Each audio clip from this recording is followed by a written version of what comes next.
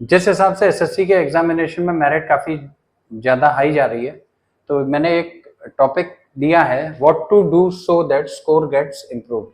हम ऐसा क्या करें जो हमारा स्कोर इम्प्रूव हो जाए, या फिर ऐसी कौन सी गलतियां हैं जो हम अवॉइड करें ताकि हमारा स्कोर बढ़ जाए। तो ये 5 पॉइंट्स पे मैं आज डिस्कशन करने वाला हूं, जिसमें अप्रोच में हम लोग लेंगे कि क्वेश्चंस का हम लोगों का अप्रोच क्या होना चाहिए। नेक्स्ट है एवरेज टाइम पर क्वेश्चन, एक सवाल पर हमें कितना टाइम लगाना है, उस चीज पे चर्चा करेंगे। तीसरा जो है पैटर्न, ये पॉइंट जो है ये मुझे ऐसा लगता है कि मैक्सिमम लोग आप लोग मिस कर रहे होंगे, तो इस पॉइंट को जरूर देखना। हालांकि सारे के सारे पॉइंट्स बहुत अच्छे कवर करेंगे हम लोग। इसके बाद में रिवीजन आप लोगों को क्या समझ में आता है ये चीज देखना, और उसके बाद में फिर पांचवा जो पॉइंट है एक्यूरेसी है। वैसे तो बहुत सारे पॉइंट्स हैं, लेकिन मुझे ऐसा लगता है कि ये 5 इंपॉर्टेंट पॉइंट्स हैं जिन पे तुम लोग अभी काम कर लो, तो तुम लोगों का बॉक्स में और एग्जामिनेशन में दोनों जगह पे स्कोर इंप्रूव होना शुरू हो जाएगा। तो स्टार्ट करते हैं वीडियो। पहला पॉइंट, इसमें अगर हम लोग देखें तो अप्रोच किस चीज की? क्वेश्चंस की और एग्जाम की। एग्जाम की अप्रोच में आपके चारों सेक्शंस कवर होंगे, GK, English, maths and reasoning. जब हम क्वेश्चंस के अप्रोच के बारे में बात करेंगे तो यहाँ पे हम केवल मैथ्स के अप्रोच को ही डिस्कस कर रहे हैं, क्योंकि ये मैथ्स से रिलेटेड है, तो मैथ्स के। अब ये वाली जो अप्रोच है, इस अप्रोच में देखो, मैथ्स के जब आप क्वेश्चन को सॉल्व करते हो तो आपका अप्रोच एज अ सॉल्वर है या एज अ स्कोरर है, इस चीज को बहुत अच्छे से समझना। देखो, जैसे हम लोगों का क्रिकेट है, क्रिकेट में हमारे पास में 2 प्लेयर्स हैं, एक P1 है और एक P2 है। P1 प्लेयर जो है ये टेक्निकली पूरी तरह से साउंड है, टेक्निकली साउंड है। P2 जो है P1 के कंपैरिजन में टेक्निकली साउंड थोड़ा सा कम है, लेकिन ये आउट ऑफ बुक्स अपने बहुत सारे शॉट्स ऐसे खेलता है जिसकी वजह से ये स्कोर हाई कर पाता है। तो अब इन दोनों में ये जो है ये स्कोरर का अप्रोच है और ये सॉल्वर का अप्रोच है। इसका मतलब ये है कि स्कोरर जो है टेक्निकली साउंड है, कैलकुलेशन कर ले रहा है, लेकिन कैलकुलेशन के साथ में वो यूनिट डिजिट, अप्रोक्सीमेशन, डिविजिबिलिटीज, इनका भी बहुत अच्छे से प्रयोग करता है। ये सारे के सारे आउट ऑफ बुक्स हम लोग कह सकते हैं। और जो सॉल्वर है वो पूरी प्रोसीजर्स को फॉलो करेगा और उसके बाद में फिर क्वेश्चन पेपर को या क्वेश्चंस को सॉल्व करेगा। तो मेन जो है आपको स्कोरर की तरफ एज अ स्कोरर इन चीजों को समझना है। इसके लिए मैंने अपनी जो सीरीज चला रखी है, एसएससी 2024 के जो क्वेश्चंस हैं, उसमें मैं तुम्हारे अंदर में यही एज अ स्कोरर जो अप्रोच है इसको डेवलप करने की कोशिश कर रहा हूं। तो पहला तो ये अप्रोच पे बेस्ड हो गया है ना। सेकंड पॉइंट देखते हैं। सेकंड जो पॉइंट है क्वेश्चन से रिलेटेड ये कि हम लोगों का एवरेज टाइम पर क्वेश्चन कितना है। अच्छा, एवरेज टाइम पर क्वेश्चन में बच्चे क्या करते हैं, एग्जाम में जैसे अपन लोगों का जीके है तो जीके जल्दी हो जाएगी तो यहां से टाइम सेव करने की कोशिश करेंगे। रीजनिंग है, रीजनिंग टाइम टेकिंग है, तो इसमें से तो टाइम निकलेगा नहीं। इंग्लिश में से कुछ टाइम निकालने की कोशिश करेंगे और ये पूरा टाइम जो है ये मैथ्स में लगा देते हैं, क्योंकि पेपर 1 घंटे का है। तो 1 घंटे के पेपर में आपको यही 4 सेक्शंस पर ध्यान देना है। लेकिन यहां पे एवरेज टाइम पर क्वेश्चन जो डिस्कस हो रहा है विद इन मैथ्स आप कितना टाइम सेव कर पा रहे हो। अब देखो, इसको अगर देखें तो हम अगर ज्योमेट्री के क्वेश्चंस पर बात करें तो ज्योमेट्री के क्वेश्चंस, अगर हमारे पेपर में ज्योमेट्री के क्वेश्चंस मिल गए हैं, मान लो 2 क्वेश्चंस हैं, 2 क्वेश्चन मेंसुरेशन के हैं, एक क्वेश्चन सिंप्लीफिकेशन का है बोर्ड मास का, तो ये 5 क्वेश्चन है। इनका जो एवरेज टाइम है that is 1 minute, 1 to 1.5 minutes के करीब का एवरेज है। ज्योमेट्री में जब तक फिगर नहीं बनाओगे तब तक नहीं हो पाएगा। मेंसुरेशन फॉर्मूला बेस्ड है। अब मेंसुरेशन में आप ट्रिकी अप्रोच यूज कर सकते हो पाई की डिविजिबिलिटी को, तो वो तो फिर एक सेपरेट थिंग आ जाएगी। अभी यहाँ पे हम केवल एवरेज टाइम के बारे में बात कर रहे हैं। तो अगर हम लोगों का 25 क्वेश्चंस का जो पेपर है, 25 क्वेश्चंस में हर इक्वल वेटेज नहीं होगा, एवरेज टाइम का इक्वल वेटेज नहीं होगा। ये सब कुछ में आपको टाइम ज्यादा लग रहा होगा, कुछ नए क्वेश्चंस होंगे जो आपने कभी नहीं देखे हुए, तो उनको भी सोचना पड़ेगा। तो ऐसे अगर हम लोग ये मान के चलते हैं कि 5 से लेकर 6 क्वेश्चन ऐसे हैं जिनका एवरेज टाइम हम लोगों का 1.5 मिनट्स का है, तो रिमेनिंग क्वेश्चन से हम लोगों को टाइम सेव करना है। रिमेनिंग क्वेश्चन से, तो ये रिमेनिंग क्वेश्चंस का जो टाइम है, रिमेनिंग क्वेश्चंस का, ये हम लोगों का बहुत जल्दी होना चाहिए। अब इसके लिए फिर वही वाली बात है कि आउट ऑफ बुक्स आपको जाना पड़ेगा।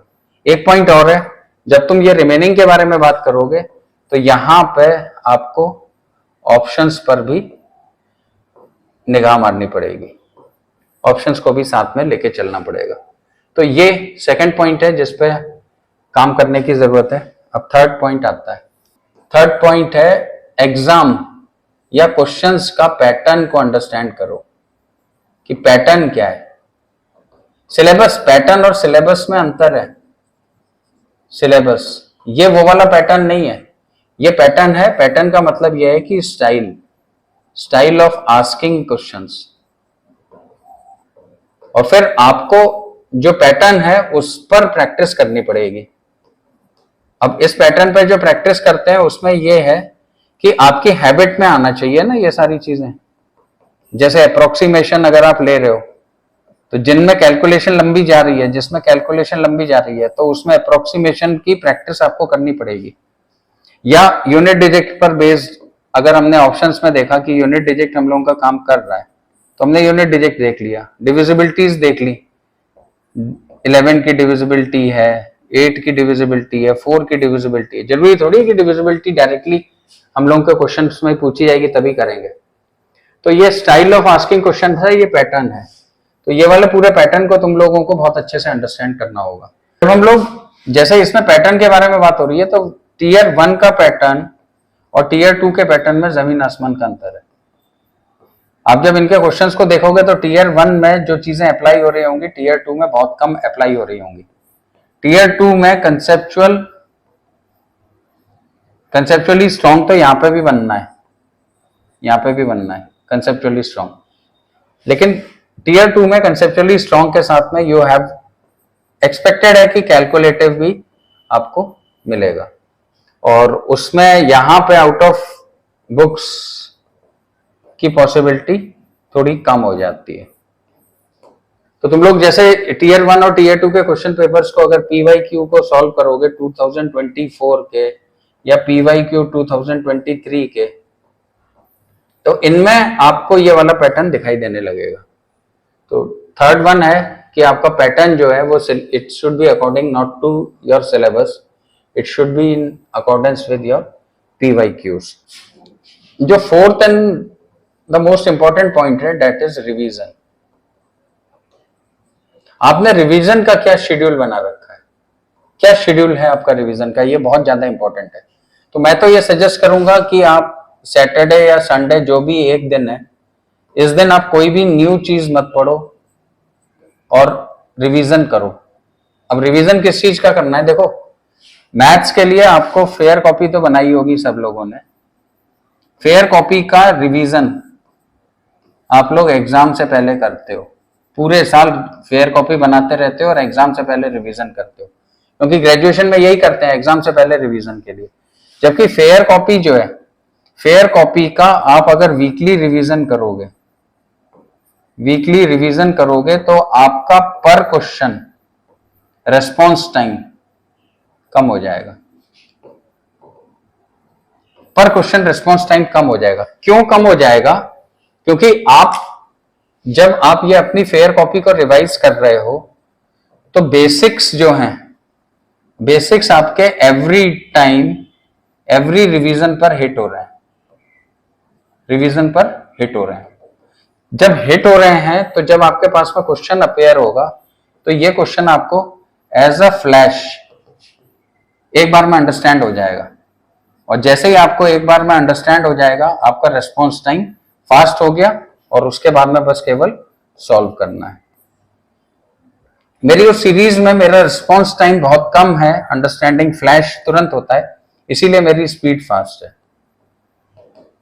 अब स्पीड फास्ट है तो स्पीड फास्ट को बनाने के लिए आपको रिवीजन करना है, पहला। दूसरा ये है कि आपने फेयर कॉपी कैसे बनाई है, ये चीज पे भी डिपेंड करता है। ऐसा तो नहीं है कि आपने अपने टीचर की, जो भी आप जिससे भी आप पढ़ रहे हो, उसकी बात को नहीं सुना, उसको लिसन नहीं किया है, बस केवल नोट डाउन किया है, केवल नोट डाउन किया है। अगर ये पॉइंट क्लियर है, अगर ऐसा कुछ हुआ है तो भाई आपसे गलती हो गई है, आपको वापस से जाना पड़ेगा, इन फेयर कॉपीज को एक बार फिर दोबारा से फेरना पड़ेगा अपने टीचर की गाइडेंस में, तब आगे काम चलेगा। ये चौथा पॉइंट था। अब जो फिफ्थ पॉइंट मुझे लगता है इंपॉर्टेंट है, दैट इज एक्यूरेसी। देखो, आप किसी क्वेश्चन को सॉल्व कर रहे हो, किसी क्वेश्चन को सॉल्व कर रहे हो, ये बहुत ही जल्दी समझ में आ जाएगा कि आपकी एक्यूरेसी लेवल क्या है। आपने इसको सॉल्व किया और आपने इसका रॉन्ग कैलकुलेशन कर लिया, रॉन्ग कैलकुलेशन कर लिया और आपको ऑप्शन नहीं मिला, ऑप्शन नहीं मिला। ये घर की बता रहा हूं, घर की या आपके मॉक्स की, आप जब मॉक्स लगा रहे हो, उसके बाद में आपने इसको जब रिव्यू किया तो आपको ये मालूम चला कि आपका रॉन्ग कैलकुलेशन की वजह से ये क्वेश्चन आप सॉल्व नहीं कर पाए हो, तो फिर इसका मतलब यह है कि आपकी एक्यूरेसी खत्म है। क्वेश्चंस को जब भी हमको सॉल्व करना है, हमें 100% एक्यूरेसी से करना है। अब ये सफर क्यों होती है, एक्यूरेसी या रॉन्ग कैलकुलेशंस हम लोगों की सफर क्यों होती है? क्योंकि हम काफी सारी चीजें माइंड में करने की कोशिश करते हैं। अगर आपको लगता है कि आप माइंड में कैलकुलेशन मिस्टेक कर रहे हो, घर पे भी कर रहे हो, तो आप इसको लिख के करना शुरू करो, राइट इट डाउन। स्टार्टिंग में टाइम लगेगा, लेकिन वंस इसकी हैबिट पड़ जाएगी तो कम से कम एक्यूरेसी। सेकंड, एक्यूरेसी का पॉइंट वहां पे आता है जहां पे हम सिली मिस्टेक्स करते हैं। अब सिली मिस्टेक्स में क्या है, सिली मिस्टेक्स में जो चीज निकालनी है उसको, क्वेश्चन को कीनली अंडरस्टैंड नहीं किया, अंडरस्टैंड नहीं किया, तब भी ये पॉइंट हो जाता है। इसका एग्जाम्पल जरा देखो, जैसे मैं यहां पे लिखता हूं स्क्वायर रूट ऑफ 16, ठीक। अब तुमने केवल इसको सॉल्व कर लिया तो इससे 2 आंसर आ गया, लेकिन यहां पे ये स्क्वायर रूट दिया हुआ है तो इसका आंसर √2 होगा। तो ये इस टाइप की सिली मिस्टेक्स आप लोग करते हो, इसकी वजह से एक्यूरेसी डिस्टर्ब होती है। थर्ड एक्यूरेसी का जो पॉइंट है दैट इज साइकोलॉजिकल। साइकोलॉजिकल जो पॉइंट है, ये सबसे बड़ा बैरियर होता है। अगर आप घर पर क्वेश्चन को सॉल्व कर रहे हो और 100% एक्यूरेसी से आपके आंसर नहीं निकल रहे हैं, तब कॉन्फिडेंस लेवल आपका डाउन हो जाएगा एग्जाम में। और जैसे ही ये कॉन्फिडेंस लेवल नीचे जाएगा, आपकी एक्यूरेसी भी सफर करेगी, आप सिली मिस्टेक भी करोगे, और आपका रेस्पॉन्स टाइम भी बढ़ जाएगा।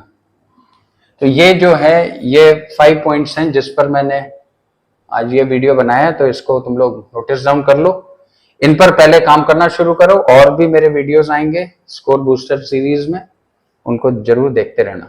तो आज के वीडियो में इतना ही काफी है। मैंने ये 5 पॉइंट्स को कवर किया। पहले ये 5 पॉइंट्स अपने जहन में उतार लो, और उसके बाद में फिर आगे और बताता रहूंगा।